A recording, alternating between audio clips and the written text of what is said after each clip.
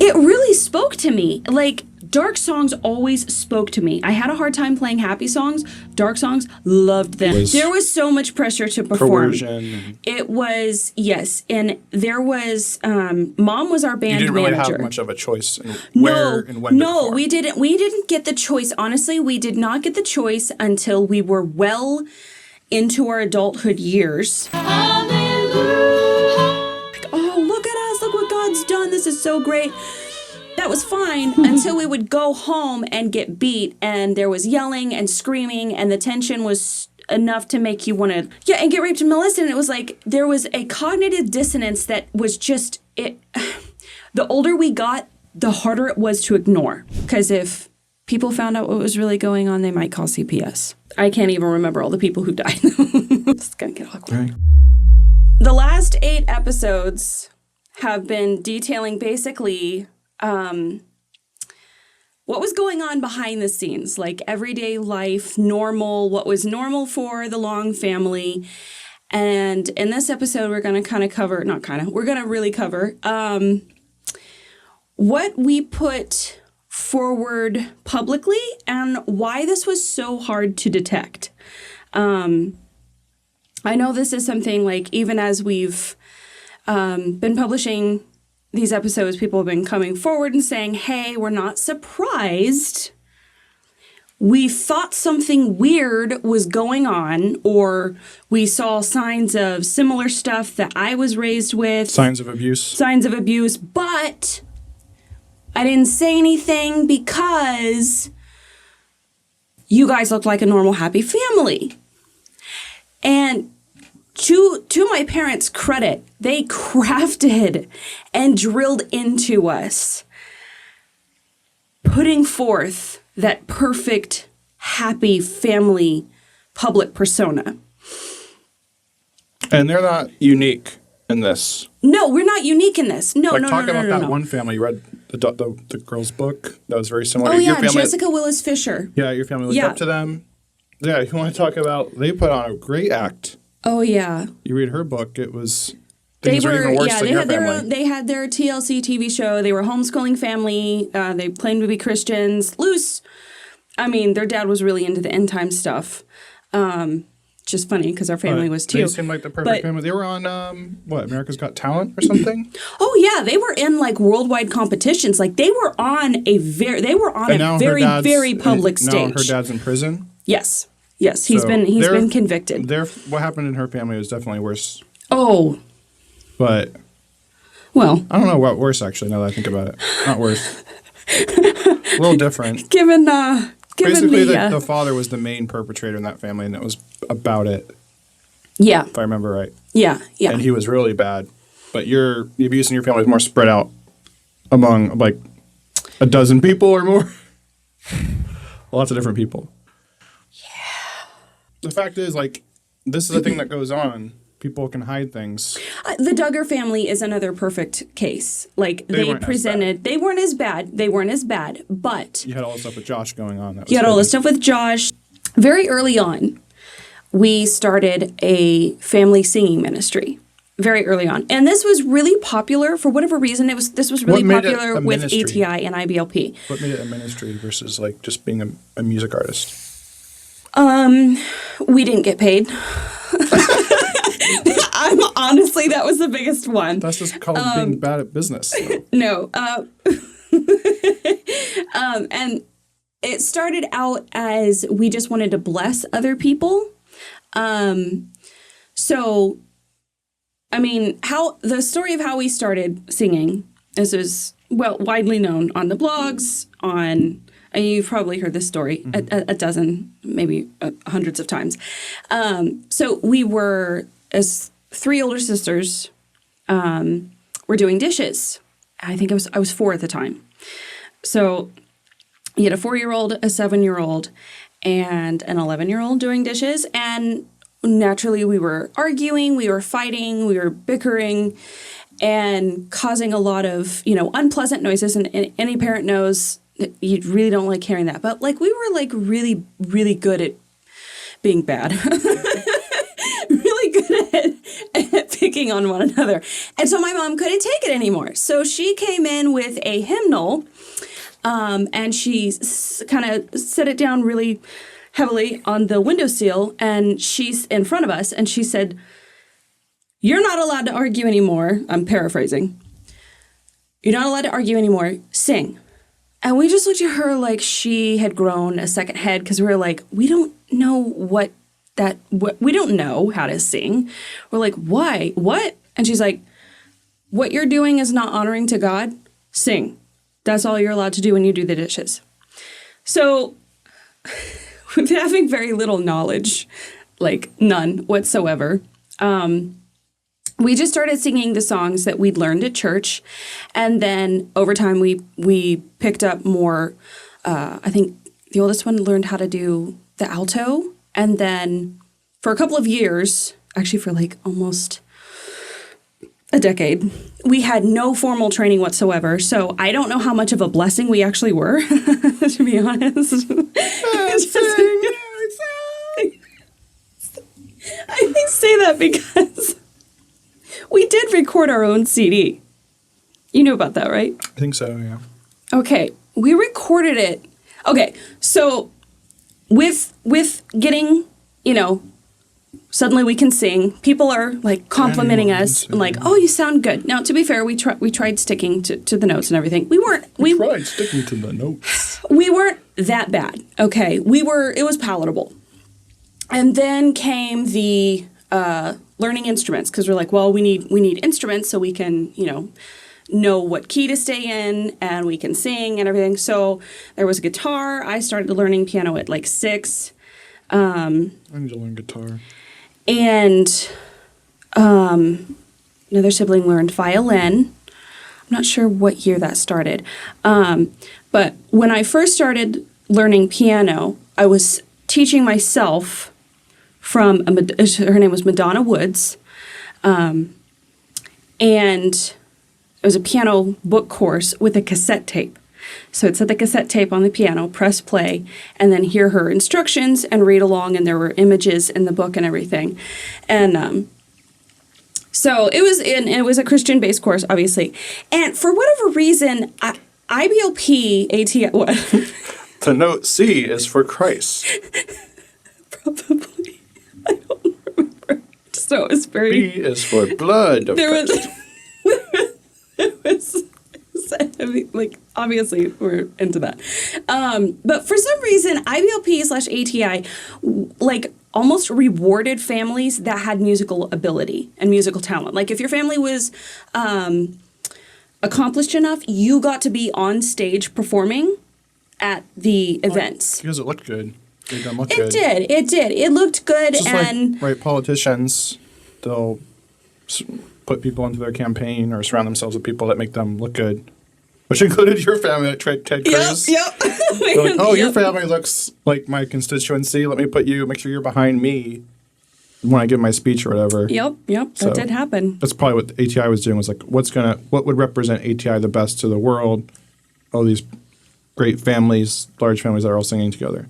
Which would be great if that was legit. But it became more performance-based, and, like, it was, I mean... Right, which would be fine if it wasn't fake and, like, contrived. It being selfish, the whole us doing music for their public image.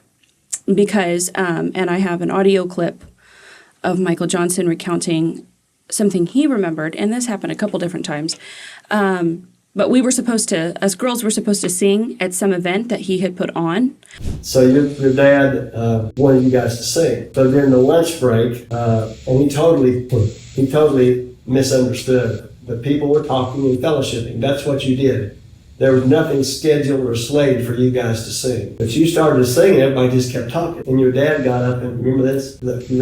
He called everybody down to try to get them. So I'm thinking, oh man, how embarrassing. So I'm seeing little glimpses there. But and I don't remember the specific instance that you just recounted, but I do remember, like, one or two others where we knew that we were supposed to be background music, and then Dad was fumigating later after we left that nobody was listening. I was like, Dad, we were background music. It's okay. We're not bothered by it. If people wanted to listen, they wanted to listen. So there were a few instances of that. So yeah. I think in the beginning when the blog came, because I've gone back through and read posts from Mom, that's when it became like my children are held to a higher standard to be like, yes, my daughters do sing. Would you like them to sing a song? And we would just be randomly told to perform in front of just the randomest places. Like, girls, you need to sing a song, pick a song. And we're like, whoa, we weren't prepared for this. So I think once the blog came and Mom started like fabricating the life she really wanted us to have, that's when it started to become like, I want a song now.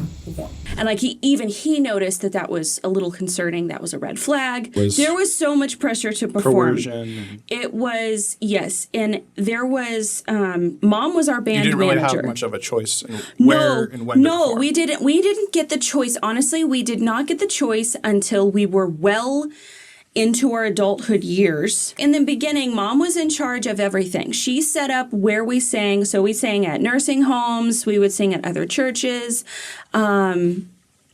We did plays, like local, like at the church. We sang in the church choir. It wasn't like an official thing. It was just whenever we decided to do a Christmas production, we would then participate in that. And that was fun. I'm not gonna say that I didn't enjoy this. There were aspects of this that we did enjoy, and to be honest, the singing did play a role in saving our lives. Because I don't know if I want to include this. I guess I'll include this now. So when you are undergoing like consistent abuse, that takes a toll on your system, and a lot of times you end up with a lot of health problems, which I didn't, and most of us had a lot of health problems. But one thing that can counteract that is singing, because singing calms the vagus nerve, which is the largest nerve in your body, which is most affected by trauma. And when that is out of whack, anything from your head to your gut can be messed up. In heart problems, anything. And so when you're singing, that calms it. So singing actually did play a role in keeping us alive, as well as some of the unhealthy coping mechanisms that we created. Laughing was one of them. Wouldn't that be a healthy coping mechanism? It was, but it often got us into trouble. Well, that's not your fault. But I'm just saying it had a good and negative effects. And then people, I remember some people were like, man, you guys, you laugh really. And people just assumed that your mom bragging about it. We have a house that's full of laughter. Yeah, we just assumed it was because we were, happy. But then when we got married, we're like, we don't laugh as much. Why is that? We didn't feel the need. It was like, I was like, I don't feel the, not to say that I was, that's going to sound so bad. It's not that I wasn't as happy. It's that it was like a compulsive, it wasn't healthy. It's how you dealt with the darkness. Yes. It's probably why I have a dark sense of humor. That's why you guys laughed at funerals and stuff like that. Oh, yeah. It got to the point where we were so callous because that was another place that we performed a lot was funerals. And I've been to close to 50 funerals. I'm going to be honest. I can't even remember all the people who died with the funerals. In the span of 2 years, there was 22 people who died. Clip that and put that in the intro. I can't even count how many. I remember all the people who died. Out of context.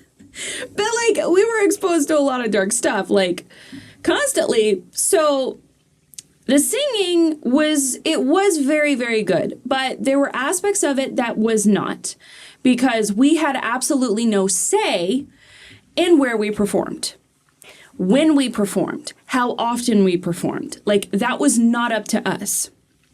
And it got to the point where we were performing 3 or 4 events in one weekend alone. Wow. And that's exhausting. When you have 10 kids, you have small children. That takes a toll. We started out small. We started out, very unpolished. And I think the oldest sister who played guitar, she she taught herself. I don't think she actually had any formal training. She was just, she taught herself. That's impressive. It was impressive, and she got really good. I need to She learn got guitar. really good, but the reason she got really good was just, when your entertainment options are limited. So we were given a piano. That's how we got pianos. We didn't buy them. We were given them. That's how we get everything today. And so that was amazing.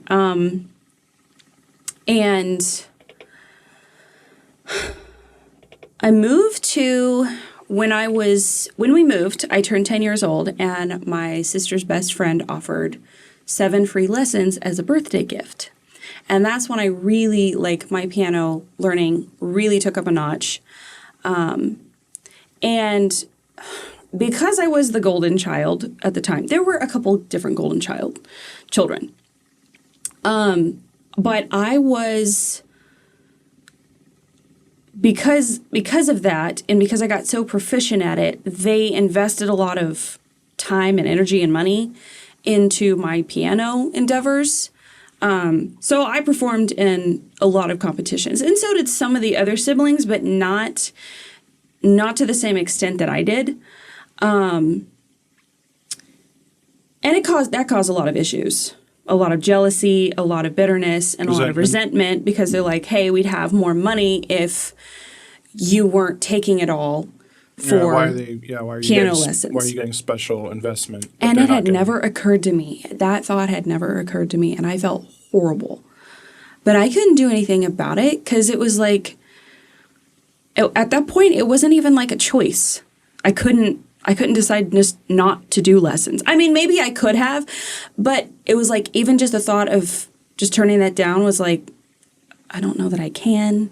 And I mean, I did really like performing to some extent. I would dissociate when performing. I figured that out later. That was the only way I could perform, was if I dissociated, with piano specifically. Because that would be creepy. Like, you're playing piano, but it's like you're out of your body watching yourself play piano. Like, how would you focus? Well, it was like I would dissociate into the music. Like, the music would become the only thing that I could think about. Like you would cease to exist, and then it's just the music. Yes. That's kind of what it's like for me when I am producing. That's more called flow state. So maybe I found out how to go into flow state, but I would have to consciously. Because like when I'm producing, like everything ceases. I would have to consciously erase the audience from my mind. Mm-hmm. Well, that's why a lot of people are afraid about performing in front of other people. I figured out why later on was because and this is why I didn't like performing piano in public. And it's different than like singing in public? It's different. So you're okay with singing in public, but it's piano specifically? I was okay with singing in public, but when I was supposed to play piano in public, oh my gosh, I would mess up. It was bad. More specifically when I played with the family. When I played by myself and I was alone, that was easier, because I did a lot of competitions. Because I moved to a different teacher, who she was a really good teacher. Scared my parents though. My parents were terrified of her. They weren't terrified of a lot of people, but her. Ooh. Why were they terrified of her? 1, she was wealthy. 2, she was kind of like a no-nonsense kind of person. What did wealth have to do with it? They were intimidated by wealth. Okay. Wealth meant power, I think. Also, she was known to just like throw people out of her studio. She would send you home if you hadn't practiced. Like, she was that serious about it. And if she yelled at you, that meant she liked you. So, which was very scary. So, like a football coach. But it was just because she was serious. She was serious about it. So, so the reason that I didn't plan even to talk about this one, but the reason that I couldn't, I didn't like performing piano in front of other people, in front of my family, is because that was the only place where I was allowed to express emotion. Only place where it was okay. We didn't express emotion with singing. No. You were very polished, and this has taken me a long time to undo. So like, really? I feel like I can think of times where you look pretty emotional when you're singing, like closing your eyes and getting into the music. As a performance. That's acceptable? That's part of the performance. So how's that not displaying emotion? So that was projected emotion versus Okay. emotion I was actually feeling. Okay. Emotions that I was feeling in real time. All right. If we're getting swept up in the music, that was okay. But like expressing negative emotion, it was more so negative emotion. Okay. Happy emotion, that's fine. Okay. That's totally fine. The laughter, that's totally fine. It was more so the negative emotion, That's why you like which is why playing I liked playing dark songs. The funeral. Yes, march I song was so much. drawn. I created my own. Which was weirdly your dad's favorite song too. Yeah. And he wanted it played at his funeral, and we recorded it for his funeral, but no one asked us for it. Yeah. So didn't get to play it at his funeral. I played of it for him course. while he was alive. Yeah, while he was here. So yeah, like one of the last times he was here, you played it for him. So. yeah, in honor of him, which is really morbid, but it was, and So it's why do you think you liked because that song so much? I don't know. I think it allowed him to grieve. Maybe it felt like the soundtrack to his life. Maybe. I know for me, like, I didn't understand why I always felt like I was on the verge of crying. Like, to some extent, I couldn't understand it, but it always evoked, especially when I understood the story and I mean, I it's a dark connected. song. It's a dark song, but it. Put in the clip of you playing it. Oh yeah, yeah.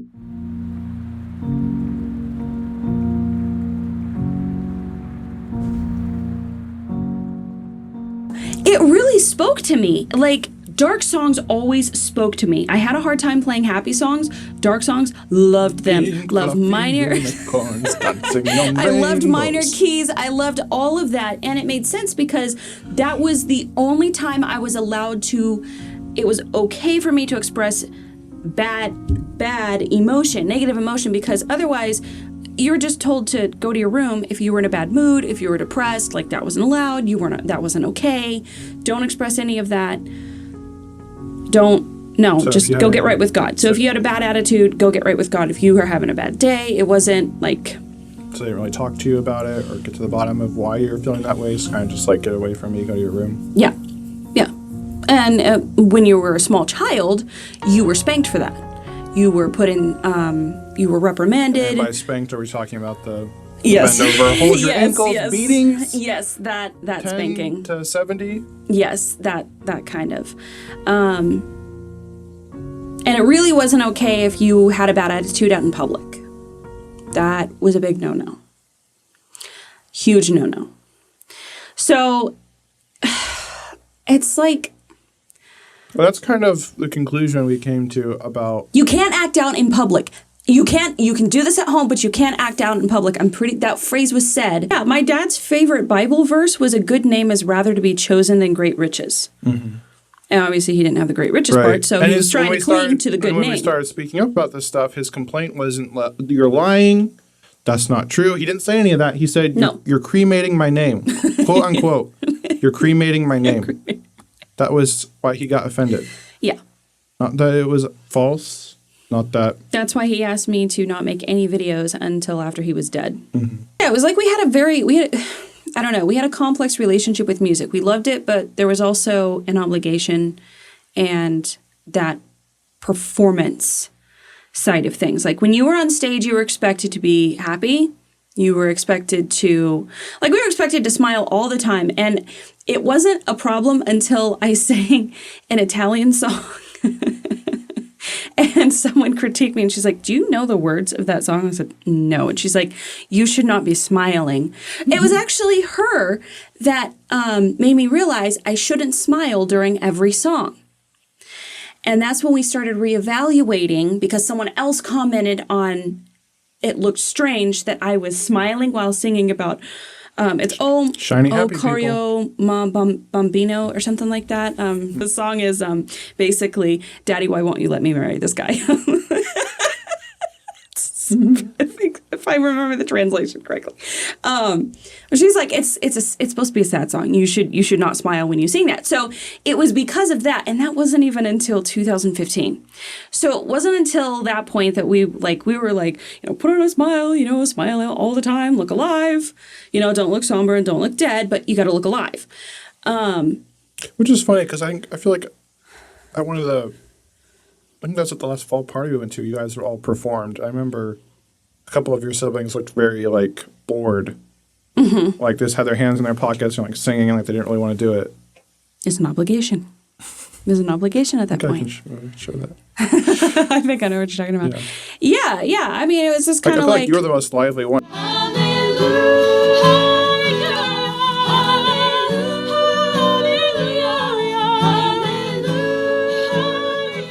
So I guess there's also a natural there is an energy once I got past the stage fright there's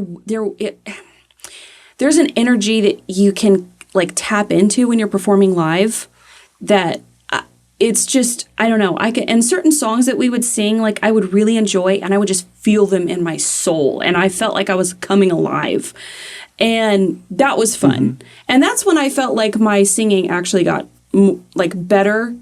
There towards the end. I don't know if me knowing that I was going to get out soon had anything to do with it. Maybe. I don't know. See, I think it was in 2009 or 2010 we recorded our vocals on Mom's little Android phone in the back bedroom because it quote-unquote had the best sound. So if it had a nice echo, we thought it had great sound. So the reverb is actually what we were talking about. We're like, our vocals sound great in here. So we recorded an entire album, and that was our Christmas present for people. We burned the tracks onto CDs from the computer and then gave them out as Christmas gifts. That's nice. It was nice, but we've listened to it since then. And that was before we had any kind of singing lessons. And it was... I thought that counts. It was bad. I'm like, we wanted to collect every copy we could find and burn them because we're like, this is horrible.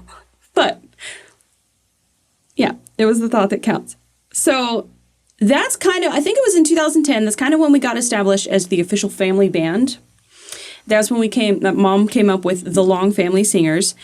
She created us all the same t-shirt. We have all of us wearing the same exact color, polo shirt, and jean skirts, or black skirts or whatever.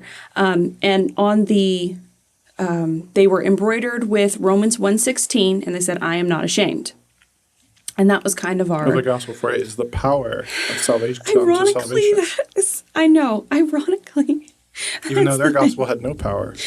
So from there, that's when we got a little more serious. Mom created a Facebook page, and we became more public. I think in 2011 or 2012, we performed at, it was the Tea Party. It wasn't a tea party. It was the political, the Tea Party movement. That was probably, I think that's the largest event that you performed at? We performed at, because there was senators, there were representatives there. I mean, you had big political people there. There was 1,000 people in the audience. So we were pretty well known in southern Indiana, actually all throughout Indiana. I take that back. I think the most prestigious place we performed at was a Right to Life. I know when I recorded the album for you, you guys sold hundreds of copies of that album. Yeah, we did. We sold several, probably close to 1,000 actually, because we kept having to order the box of 300 well, over and over. You do that 3 times, and that's almost 1,000 right exactly. There. So then it was after at some point we started playing in the Columbus Symphony Orchestra. And I got to participate in that. You did get to participate in that. I turned the page on your music book. Yes, you did. Yeah, so different siblings. One played violin, another played flute, and then I was in the percussion area just playing different stuff. At one point, I was handed the cymbals and the poor conductor thought I knew what I was doing, and I'm like, I have no idea how to play these. And he learned that pretty quickly and moved me to a different instrument. But for a brief one practice session, I got to play the cymbals, and man, those things are heavy. Those things are so heavy. They don't seem that heavy when I was like, I can't lift these. Should have done more wood. But that was fun. Participating in the Columbus Symphony Orchestra was a lot of fun. Now, we were selective about which concerts we played in because we never played the Halloween concert. No spooky music, no Harry Potter music. That's bad, that's evil. However, we did the concert that you helped me with was all like space theme. It was Star Wars, E.T. music. So I don't know what the heck happened at that point. I'm There's a lot of inconsistency and hypocrisy. Maybe because my parents like Star Wars. To be fair, it is a really great score to play. So anyway, so it was through a connection through there that got us into. Well, it's like not. I don't know if we talked about this yet, but it was like they didn't eat pork, but yet you had pizza all the time, which had pepperoni, just pork product, because they liked pizza. So it's like we have these rules. We're gonna stick to these rules. These are our high standards. Oh, I forgot another meal Unless that we had. like something and it's inconvenient, then we're gonna ditch it just in this one little area and make an exception. Another meal that we had a lot. Sausage biscuits and gravy. It was pork sausage. It was always pork sausage. Tennessee Pride. That was my dad's favorite brand. So you just couldn't have To use. ham or pork chops. We had ham. So did you guys not actually believe pork was bad? We just didn't have pork loin. Just pork loin? That's it? Because when we ate that was the night that Mom had a stroke. So it wasn't for religious reasons. It was just for health reasons? But it wasn't. It was, but it wasn't. It wasn't, and it wasn't. It was like certain cuts of meat were fine and certain ones weren't. Oh, okay. I don't understand it. I don't understand because we didn't eat regular bacon either. We ate turkey bacon. Yeah. Oh, that's torture on its own. Till my mom looked at the ingredients on the package and Turns realized out- it was mechanically separated, and that was the reason that they were trying, because it was so healthy, and they knew all about what goes on with mechanically separated, and it's all chemicals, and then she was horrified, and it's like regular bacon isn't even unhealthy because it turns out animal fats are actually good for you. yeah. So it turns out like bacon's actually a healthy food. Like Yeah, we were vegan for a long time. People eat that on the keto diet and everything. Yeah, it was a Suzanne Summers diet. It was basically keto before keto was a thing. Well, keto's big on fats. No. I mean, like, we were on a diet that was very similar to the keto diet before the ketogenic diet was like a popular thing. It was high in fats? Yes, it was high in fats. But not bacon? So we were on the Suzanne Summers diet, and we tried that until Mom had a stroke, and she blamed that as the reason for why she had a stroke, even though the doctors kept telling her, no, it's because you're under a lot of stress. So that... Yeah, she often self-diagnoses and diagnoses others and attributes things to food that like there's no evidence. It's just like wild guess. I'm covering that in the medical neglect episode. That's the next episode. So yeah, anyways, through the Columbus Symphony Orchestra, we ended up... one of my sisters was singing, and someone overheard her and was like, man, you have a really pretty voice. So she recommended her to a really, really good voice teacher. And she had a couple of solo lessons on her own, and she was learning like opera. But then and there was a wait list to get to this lady, but because we had a connection, we were able to get to her right away. And then she found out we had an entire band, and she was like, ooh, I'll train you. So that lady had her work cut out for her because she was trying to help us with our arrangements. And because she was like, guys. The more boring, the better is what your mom basically had you guys doing. Okay. But at this point, she wasn't the one arranging the songs anymore. It was the older sister who was a perfectionist and thought equal is better. You get this verse, I get this verse, this person takes this verse. And then it was like equal division of labor. Yeah, that happened on, even on the songs from the album I recorded for you guys. Home Where I Belong. Yeah, she couldn't break at it. She couldn't undo. So why is that bad to divvy it up? Because it's so monotonous and it's boring. She was trying to help us be better performers. So the one assignment that she gave us was, I was the only one that she was like, you. I'm like, oh my gosh, I am terrified to get this wrong. She's like, you're going to arrange the song. You're going to figure out who sings what, different. She said, no more of this. You sing this first. You sing. She said, I don't want to see any more of that. I don't want to hear any more of that. What was her advice to do? Her advice was to have different voices sing different phrases. This is freedom. Okay. So this is freedom used to be. That's kind of what we do in our songs. Yes. But we used to do I got the only last verse in This Is Freedom. Mm-hmm. And it was usually. I was like in Home Where I Belong. It's like you were like it's like. I always got the last one. Yes. Yeah. Oldest. Save the best for middle, last. Youngest. So that's how she divvied it up. That's even how you made the decision. She made the decision. It was based on age. Yes. Wow, that's really arbitrary. Yes. And it was a really hard habit for her to break. So.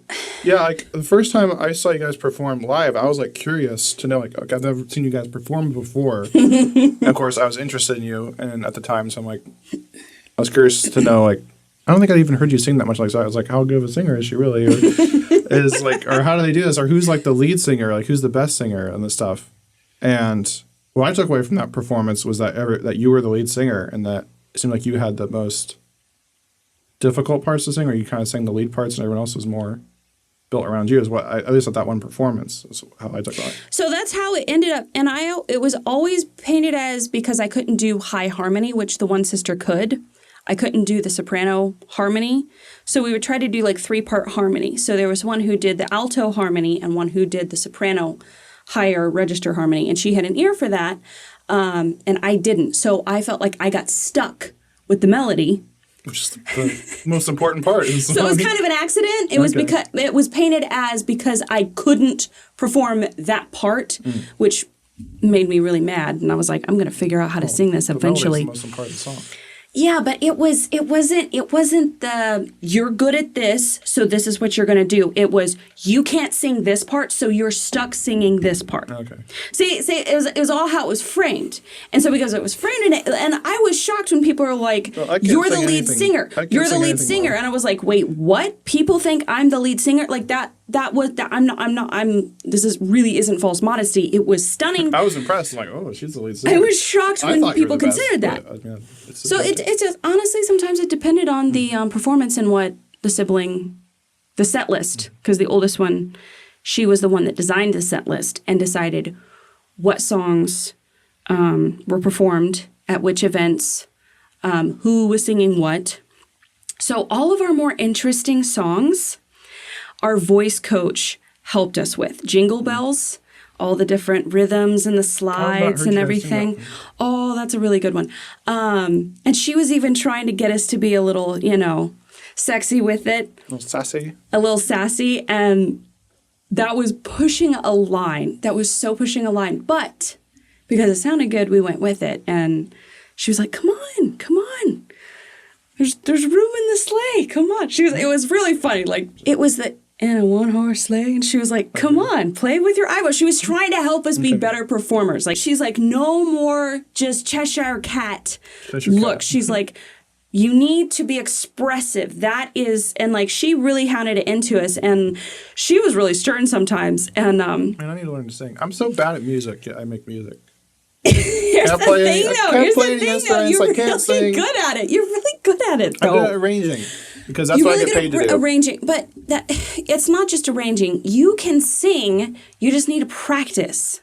This is why you were so frustrating to me, because I spent decades, hours practicing music, and you just create stuff willy-nilly, no problem. And I'm like, this isn't fair. Yeah, the song we just had, our most recent song figured out music theory when that had to be drilled into me to understand. I don't even know what's music theory. I don't even know the terms for anything. I know. It's like, this sounds good. You're like, you just did this and that. I'm like, oh, I didn't know. This just sounded good to me. Yeah, the most recent one, I'm like in awe of your rhythmic abilities, because it's a really complicated rhythm to put together. I didn't know. Just like, oh, it sounds kind of cool. I know. That's why it's I just use my ears. I used to be a music snob. Use your ears rule. I was a music snob because I was classically music trained. snobs hate me online. I'm not going to lie. I kind of hated you a little bit because I was like, he makes no sense. He's not had any training and yet he makes great music. That'd be a good video I should do. Music snobs hate him. Wait till you find out why. It's true. I used to be a music snob because I was taught you have to practice. I was told you have to play a song 300 times before you're good at it. And it took me a long, improvising stuff, not my thing. I'm sure when it comes to performing, that is necessary, but not in the studio. It's not as important. Well, but then we were also told no mistakes because we can't afford to pay for your mistakes, basically, because you need to have the song perfected. So when you go into the studio, you can do it in one take and be done. Yeah, because that costs money. Right. So there was that added pressure. But yeah, we would practice with the metronome, and the one sibling who was a perfectionist through and through was like, I'm hearing someone off key. Like if you were you could be half a step off, like just a little, you're a little bit sharp. So just to make clear, we're not categorizing this as abuse. No. This is just part of... Just part of the story of you. This is just part of the story of me. And my music, this kind of goes into my musical journey. I was going to say, we're not making this equal to other... We're not saying this is abuse or... No. It just, that made it difficult for me too. That's made it difficult. Be fully creative. And be fully creative because I felt like I had restrictions put on myself because of perfectionism, because I felt like with our band, I would kind of... You've been carrying, you've been pulling the weight. Yeah. Wanting you to take more ownership and kind of be like equal partners. And I'm like, I don't know how to do anything because I was terrified to make a mistake. And part of that was because of all of the rigid musical training I had. Right. And it's like when it's time for you to sing, you want me to tell you what to sing versus you being like, I hear this, or I think I can contribute this to the song. Yeah, which I think I'm doing more of that now. But yeah, before I was like, did I do it right? Is that what you wanted? Did I get it wrong? And if I got it wrong, oh my gosh, I would cry. I know, whereas me, when I'm making a song, I'll change stuff 10 times in 5 minutes. No, that's not good. And just, I couldn't handle criticism. I couldn't handle criticism because I've just made so many songs. Because I was, and this actually came from my parents more, was critiquing everything to perfection. Was trying to make the perfect chocolate chip cookie, and every time my dad was like, nope, you got it wrong, you got it wrong, you got it wrong, you got it wrong, you got it wrong, you got it wrong. Nothing about what he liked about it, just you got it wrong. And that was very frustrating and very saddening until finally I made a cookie that was to his satisfaction, and I was like, got nothing to say, huh? He just smirked at me. So why do you think that was? Because I know, right, there's parents that do that because they have high expectations for their children and they really want them to succeed. And so maybe they can lean too much on focusing on the negative because they want their child to really do well and succeed. Was that where he was coming from? I'm going to be honest. At times it felt like he just couldn't bear to have any blemishes or mistakes or imperfections. I'm not aware of them having high expectations for you guys. The highest expectation that was expected for me was that I was going to get married and have kids. That was it. So it's not like you're going to, my child's going to be this great baker, so I'm going to be tough on her so she can make the right cookie. He sold my cookies at his work. That's why he didn't like the fact that he didn't like the cookies. So because it reflected on him to his coworkers. Yes. Which it doesn't even, but okay. Well, he was the one selling them for me. Mm-hmm. So again, everything goes back to status and image. Yeah. So it's I was honestly trying to think through that, but there was so many areas and all of us suffered under that criticism. All of us, hey, even down to the songs we would sing. Hey, that sounded a little, you looked a little, The one time I decided to stop wearing makeup for religious reasons, my mom told me I looked really plain. You look really plain up there. From me? I was performing in front of the church, and she said, "Yeah, you look really plain." And I'm like, I thought you looked great without makeup on. I looked plain. I've never thought of categorizing. Which is funny because 2 years before I was wearing too much makeup and attracting too much attention. So, But I was 18, so it was okay that I was attracting attention then because I was eligible, which was really creepy. You can get attention when you're 18. That's fine. You're eligible. The music side of things, the Long family singers, that was where my parents got a lot of our music talent, our music abilities. That's where they got a lot of their own sense of accomplishment. Kind of living vicariously. Yes. And they would say we have no musical talent of our own, which is a complete lie. I don't know about my mom. Anybody can sing. My dad would play the guitar. I still remember him. Oh, I didn't know that. He would fiddle around with it a little bit. That's kind of a myth that music is a talent. It's like just like any skill you can learn. Mom's the one that said that they have no musical talent. Mm-hmm. But my dad performed songs. He would sing a lot, yeah. Yeah. He liked to sing. And so it was just, my mom would say that. Because, like, They to attributed them, so much to genetics. yes, there was a lot of attributing things to genetics. Like, you have this talent because of this. You got that from me. You got that from me. You got that from me. So when my mom couldn't do any of those things, she's like, well, you definitely didn't get it from me or your dad because, we can't sing a tune in a bucket. Work? What about paying for lessons? What about paying for coaches? That's where you got it from. Yeah. Practice. Yeah. I mean, Hard we work. really, and that's what I mean. Like, anybody can do it. Mm-hmm. It's just if you have the ambition and the Yeah, desire. anyone can be good at music. Yeah. If that's what you want to do. You just have to like it enough to be willing to make the sacrifice, to put in the Yes. time, money, energy, whatever, to get good. Yeah, because I was really good at piano. I was really good. I competed in the world competition 3 times. World piano competition. I won the semifinals twice. And Let's hear some gunshots outside. that's great. I also won state competitions multiple times. It's a shame we haven't gotten any songs of you playing piano. And you get I to know. playing I piano just in our explained songs. why it's hard for me to play the know. piano, though, because that was that's the one place I was able to you're be like vulnerable. 100 times more talented and skilled at music than me, and it's like, come on, gotta get you in our songs. I'm like, just me doing I this know. stuff. It's been a journey. It's been a creative journey, like unraveling why it's so hard for me to be creative. Why is it so hard for me to be creative? And it's because I have been afraid of getting things wrong because getting things wrong results in severe Which is so ironic. punishment. That's the great thing about music is you can't get it wrong. Everything's subjective. We couldn't listen to people whose vocals were slightly out of tune. We made fun of people That's who funny did that. because like there's now people that talk about people were so much better singers back in the 80s because they're Yeah, not because listen they weren't to an 80s song. because they weren't perfect because they didn't have tuning and stuff. But see, that was secretly my favorite music. Oh, that's what everyone talks about as being the golden age of music because everything wasn't as perfect. There was more. It was more humanity to it. I wonder how much More LSD authentic. and acid and drugs had to do. I mean, people are all on drugs making music today too. I know, but Just they didn't have auto tune or yeah, we didn't manual have tuning. auto tune. Yeah, Vocals weren't tuned back then. yeah. Sometimes when you get like something out of Everything's tune, tuned today. so yeah, And you didn't have things perfectly set on the grid. So everything wasn't perfectly in time. Like the tempo would change slightly over the course of the song. And things aren't exactly perfect. yeah. And this just popped into my head, but our standards of what was acceptable vocally. This is going to sound really weird, but what was acceptable vocally changed. Initially, there was no, like we were like, oh, that girl's basically a harlot or a prostitute if you sing this way. And it's Like that breathy. like, doing that kind of like, you thought of, like having like a natural break in your voice. Not allowed. Not allowed. In the beginning.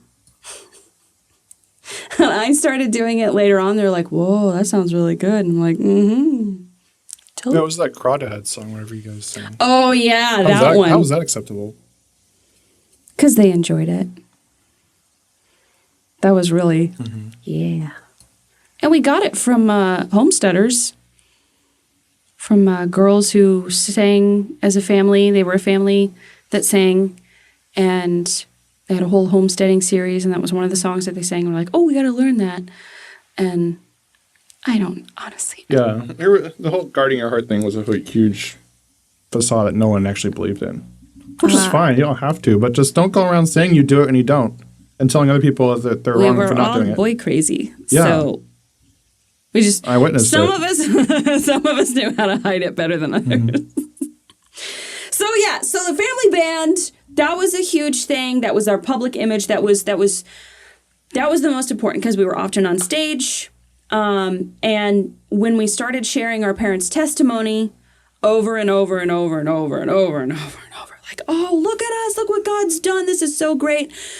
That was fine until we would go home and get beat, and there was yelling and screaming, and the tension was enough to make you want to And get raped and molested. yeah, and get raped and molested. And it was like there was a cognitive dissonance that was just it. The older we got, the harder it was to ignore. And also, we completed a Way of the Master course, which was Ray Comfort and Kirk Cameron's evangelism course on how to share the gospel. And I think this was around 2008 because the only reason I think that is because a sibling was 11 years old at the time, and they were really good at it because they got points for it. That was really the only reason we did it. And mostly what our sharing the gospel and passing out tracts was misdirection and lying, really, because we would hand out $1 million, like, here's $1 million. We would, don't make $1 we'd million hand bills. it to cashiers. Yeah, And their eyes would light up until they realized the preachy message written That's so on sad. the bills around. That was one way. That was like our favorite way. We would, here's your tip. I was so appalled when I learned about these things. So, like, what are you teaching people what Christians are? That they're deceptive? It is very deceptive. yeah. And I mean, if you go on I'm not against evangelizing, So okay? Don't get me slimy. wrong. No, I'm that not against evangelizing. That version of deceiving But people, like tricking they people. have tracks where it looks like a wallet on the ground with money in it. So you're gonna go pick that up, and it's like, oh, what? And it's supposed to be fun. And they've had like, here's this optical illusion. I'm gonna show you an optical illusion. That was another, and there was text written on that. You must have a really weak and ineffective gospel if you have to trick people into. We would go to the Noticing it. mall and do a survey. And the questions on the survey was, it was supposed to be an icebreaker. And it was, spell shop. Yeah. S-H-O-P. What do you do at a green light? Stop. Right. Yeah, I've heard that. Mhm. Okay, but see, it's like now you're making fun of that person, and they're supposed to be receptive and open to hearing the gospel after you just made them look like a complete fool. And that was how we shared the gospel. That was, Yeah, if someone that's me, I'd be like, I want nothing to do with these people. and then my parents were A giving horrible marriage religion. counseling. That was another, because they had this great testimony, so they were supposed to help people be able to come back from divorce. Oh, they were giving marriage counseling. Yes, yes. People. How'd that work out? Both couples are divorced Who could have predicted this? and remarried to other people. That's even worse. Not even just divorced, they're remarried. Both of them. Both couples. So, but the one benefit from the couples, the one couple they were counseling was that's the house that we got to watch VeggieTales at. That's how that was the only reason we were able to watch VeggieTales, because they're like, we need you guys to should've go watch known. the kids. I should have known something was wrong when I learned you guys weren't allowed to watch VeggieTales. Because Tooth what kind fillet. of monster doesn't let their kid watch VeggieTales? I have that on the Treasures from a Shoebox blog. Her reasoning why my kids are too silly. They are silly enough. They don't need to quote silliness. It's not even that silly. It's funny, but there's like also good stories in them. It's the Bible. At least the older ones. Yeah, the older ones are great. It's not made by the same people. So yeah. As part of the public image, well, I've mentioned Mom's blog many times, Treasures from a Shoebox. And that's where she really detailed and lied about what was going on in the home. Some people were like, yeah, the spanking was a little concerning to us. Other people on Free Ginger, they were pointing out like the stuff even your mom did say was really bad. Like stuff she covered up some stuff, but she also detailed a lot of the foot washing. abuse and weird stuff. I haven't even mentioned that one yet, but it's time. The disturbing foot washing that we did. Us girls would wash our dad's feet, which could sound nice, but it was an obligation. And It just shows we how even like, suggested that, Mom, this is something you should do. And she like, that's gross. You do it instead. But this shows how they got the whole idea of the father being the head so backwards. Because if you want to apply that to what the Bible's actually talking about, it would look more like him washing all of your feet. That's what the actual biblical version of the father being the head would look like in that scenario. No, he gifted the one sibling who had the best hands for it because she had really strong hands. So she kind of took over it. And not to gross people out, but she would rub fungal cream on his toes. She would also scrape off the calluses, and it looked like a freaking cheese grater. He had a very physical job. I know, but this is disgusting. And there was even she was either he gifted her a foot spa set or she bought it for him as a gift to use on his feet. Yeah, you don't remember which one it was? We don't know. We don't remember which one it was. It was just Something like that. it Either was way, it's some bad. arrangement. Anyway, you slice it. It's disturbing. And that was what she was known for. It was mentioned in her birthday posts. And that's why Free Ginger was like, this is concerning and disturbing. Why? And I don't know. I guess if it was a daughter who was willingly doing that for her father, that's one thing. But it was, you, rub my feet. I feel like even if my daughter offered that to me, I would turn her down. No. Yeah, I'd be like, no. I'm going to do that. Yeah. I'm going to rub your feet. And I do. But yeah. And I do enjoy it. Your parents didn't have a good marriage, and they didn't like each other, so. No, and your dad what happened? He tried to get what he was lacking from his wife from his daughters. He did. I know that sounds creepy as all get out, but it's really what happened. And many of you have come to that realization. It's not just you saying that, but your other sisters have said the same thing. Yes. He wanted intimacy on a level that no daughter should have with their father. In the next episode, I'm going to talk about how I basically married my dad. Ooh. That sounds fun. So yeah, so because of the blogs. With the blessing of Michael Johnson, the pastor. Yes. Whole creepy ceremony and everything. Mm-hmm. I'm getting close to the end of this episode. I'm just going into this public persona and having the public blogs, Mom having her treasures from a shoebox is what inspired me to have my own. And it was because of Mom having her blog that she found your mom's blog.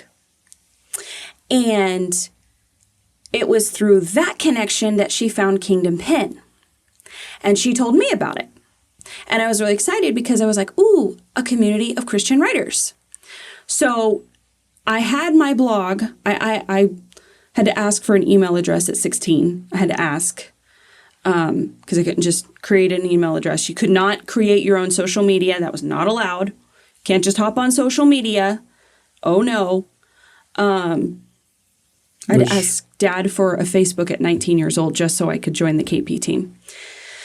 And he was not happy about that. He was like, why do you need a Facebook? I'm like, so I can do the job that I was hired to do? That's why? That's where we communicated was in the Facebook group. Yeah, Kingdom Pen. So I kind of had started, I created the blog, but I hadn't really published anything. And then it was in November of 2011 that I came across your blog through the Kingdom Pen page because I realized I was hybrid student at the time. Yes. Because I was going public school and homeschool at the same time.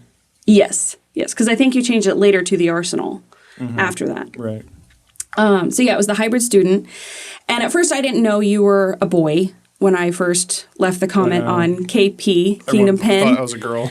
Because the only Reagan I knew was a girl, Reagan Moore, was well-known in vision form. Because I was not supposed to be talking to boys online, it was the fact that you'd replied to my comment freaked me out because it was like, oh, snap, I accidentally talked to a boy. But I was like, but I didn't do anything wrong, I don't think. And so then I just got curious because I was like, okay, I saw your picture. I'm like, he's kind of cute. I mentioned I was boy crazy, okay? And I was 16 at the time, so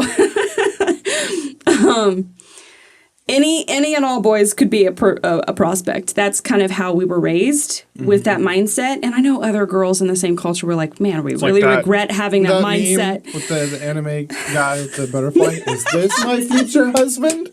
Yes. I'll have to edit that in. Because you would go through that boy. Is this my future husband?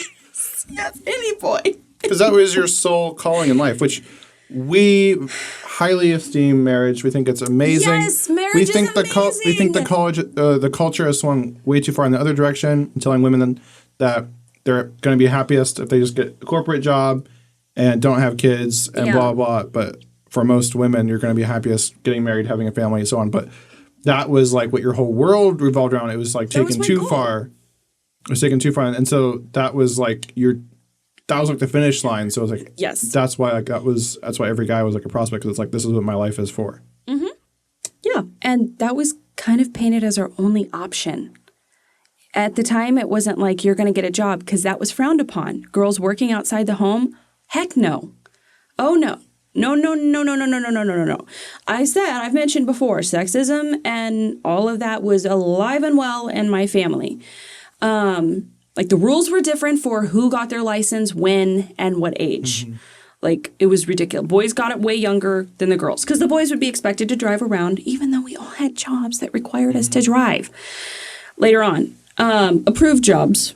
Well, because it's because my mom had a blog that I was inspired to have a blog of my own because I wanted to affect change. Mm-hmm. So you have to give her some credit for us getting together. Yes. And I mean, I think we traced it back, and if we really want to go find out who the real culprit was, it was Lila Rose. Because that's why your mom had a blog in the first place, was because of Lila Rose. And that's what was really the One Year Adventure novel, because it was at the same event. True. It was at the same homeschooling convention in Cincinnati in 2010. I think it was 2010. So you hadn't even been on the forum that long. No, and that was when my mom found Lila Rose and I found the One Year Adventure novels at the same convention. And so One Year Adventure novel is where I met Eli King. I think he now goes by Logan King. And he had created Kingdom Pen first, and it was like just a e-magazine that he sent out. I think there's like maybe 25 to 30 people that also were on the forum that read it. And so we kind of went into business together. It wasn't really a business because we weren't selling anything. It's really a One Year Adventure novel. We have to give credit to that. True. I was looking at your blog, looking at your bio, and one of my sisters came over my shoulder and she's like, "Ooh, he's hot." And I was really mortified. And I was like, there's no way. He lives in Ohio for Just one state over. That was too far. You're out of state. You're kind of, unless we can imported dudes. Because Mom wanted us to live close by. So, and we didn't want to move that far. We didn't think we did. I was like, there's no way anything's going to happen. She's like, you never know.